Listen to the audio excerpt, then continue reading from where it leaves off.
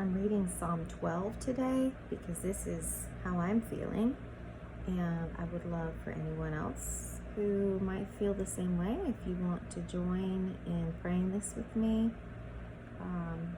It is a Psalm of David, and I think this is about what I'm feeling at this point in time. All right, here we go. Help, O Lord, for the godly are fast disappearing. The faithful have vanished from the earth. Neighbors lie to each other, speaking with flattering lips and insincere hearts. May the Lord bring their flattery to an end and silence their proud tongues. They say, "We will lie to our heart's content. Our lips are our own. Who can stop us?" The Lord replies, "I have seen violence done to the helpless, and I have heard the groans of the poor. Now I will rise up to rescue them as they have longed for me to do." The Lord's promises are pure like silver, refined in a furnace, purified 7 times over.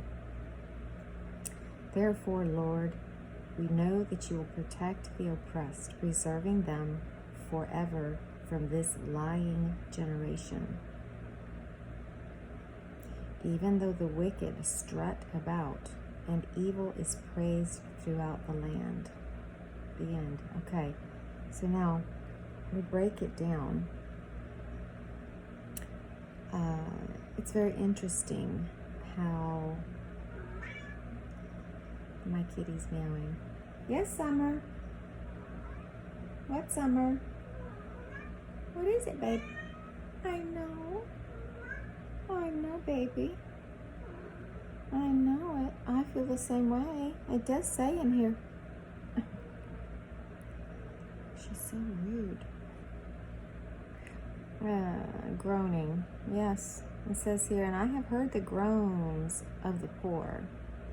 Well, anyway, we can all agree, in a lying generation, a generation that lies. Come here. A generation that says, "We will lie to our heart's content. Our lips belong to our own, ourselves. Who can stop us?" Have we not been hearing this? You guys, how much longer can the earth last? And how much longer can God's people last? We're being suffocated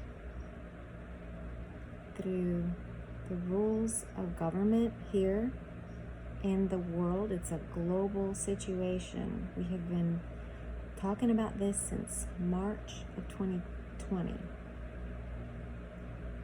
We have been talking about this since March of 2020. We're in September. That's 6 months. March, April, May, June, July, August, September. That's it. It's been 6 months. I want y'all to see my kitty.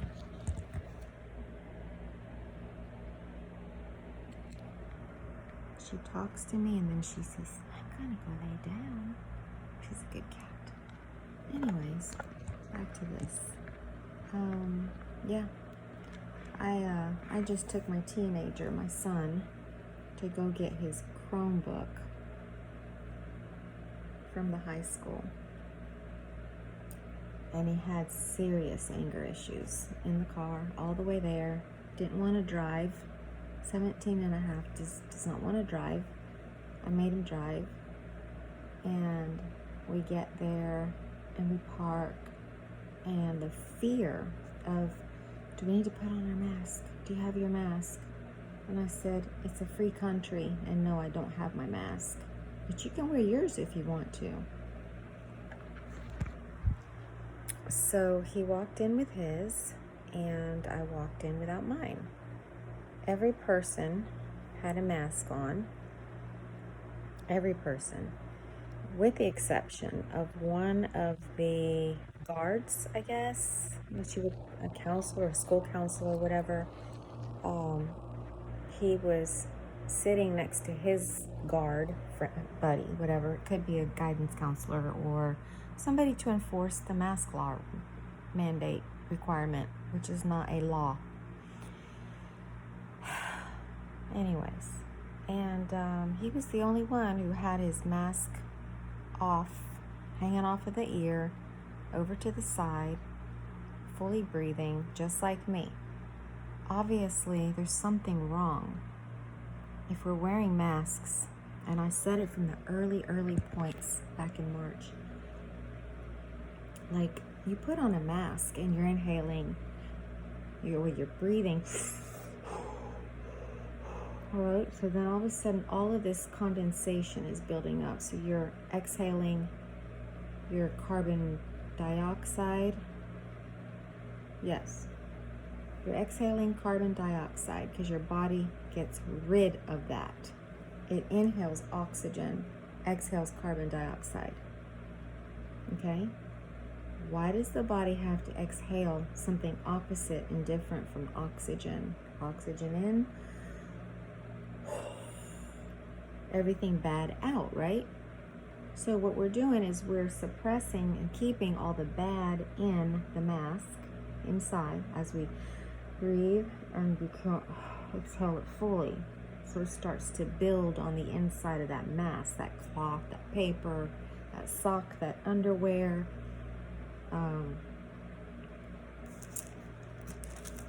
that flag, whatever it is that we're in, the bandana, whatever.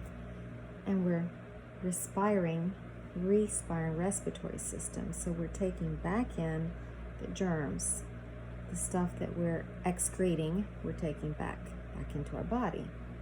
And I'm not even smart. Anybody can figure that out.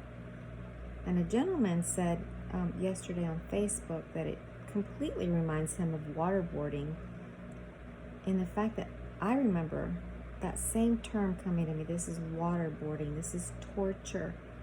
Torture wearing a mask. It really is. And we're asking everyone to do that. No, yeah, we're asking. Now we're saying we're mandating. Well, I used to think when I heard the word mandate, I was like, oh, that's a law. No, it is not a law. It's not written in our law books. However, corruption corrupts very well. And so all these schools and these stores put a little sign on the outside of the window saying, if you don't come in with a mask, then we don't serve you, and blah, blah, blah. I'm sorry, that's against the law. You have to serve the public. You are open to the public. So they're dehumanizing us by saying, no mask, no entry. Well, I just need a glass of water. Can I come in and get some water? No mask, no entry. Nazis, right? Not only that, water fountains are guarded. You're not allowed to drink out of a water fountain. What is that? So anyway, I went with my son to the high school to get his Chromebook, because he's going to be studying from home. He's very angry with me about having to study from home. I'm making him stay home from school because I'm not working. I chose not to go back to my teaching job. And my daughter is homeschooling on her laptop. So I'm like, okay, if Mama's not going to be bringing bread and butter home, then we're all going to stay home together. And it's my right and my decision that he doesn't go to school. People like to say today, it is what it is. And I hate those words, because it doesn't have to be it is what it is. It has to be it is what we make it. Okay, I'm going to cut this and then pick up on part 2, okay?